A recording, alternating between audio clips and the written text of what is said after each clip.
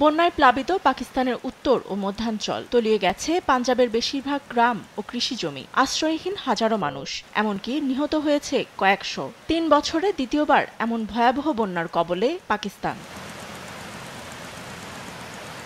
চিরশত্রু ভারতেও একই পরিস্থিতি। ভারী বর্ষণে প্লাবিত ভারতের পাঞ্জাব, উত্তরাখণ্ড ও হিমাচল প্রদেশ। এ অবস্থায় প্রতিবেশী দুদেশের মধ্যে তথ্য আদান প্রদানের ঘাটতিতে পরিস্থিতিকে করেছে আরও জটিল। পেহেলগামে হামলাকে কেন্দ্র করে ৬ দশকের সিন্ধু পানি চুক্তি থেকে বেরিয়ে আসে ভারত, যে চুক্তিকে প্রতিবেশী দুদেশের মধ্যে ৬ নদীর পানি ভাগাভাগি ও জীবন রক্ষার রেখা বলা হয়।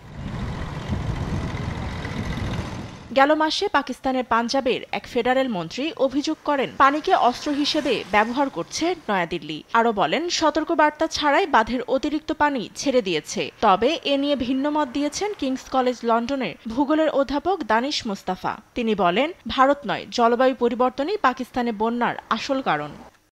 ভারতের নদীগুলোতে বড় বড় বাঁধ রয়েছে, যেগুলো পাকিস্তানে প্রবাহিত হয়। এই নদীগুলো থেকে অতিরিক্ত পানি ছাড়া হলে আগে ভারতের প্রদেশগুলো ক্ষতিগ্রস্ত হবে। বাঁধের ধারণ ক্ষমতা অতিক্রম করলে অবশ্যই পানি ছেড়ে দিতে হবে, নয়তো পুরো কাঠামো ধ্বংস হবে। জুন মাসে ভারতের স্বরাষ্ট্রমন্ত্রী অমিত শাহ ঘোষণা দেন এই চুক্তি আর কখনো নবায়ন করা হবে না। এর প্রতিবাদে ভারতের বিরুদ্ধে পানি সন্ত্রাসবাদের অভিযোগ আনে পাকিস্তান। এর ফলে নয়াদিল্লি সতর্কতা ছাড়াই ব্যাপকভাবে পানি ছেড়ে প্রতিবেশী দেশকে ডুবিয়ে দিতে পারে বলে আশঙ্কা দেখা দিয়েছে।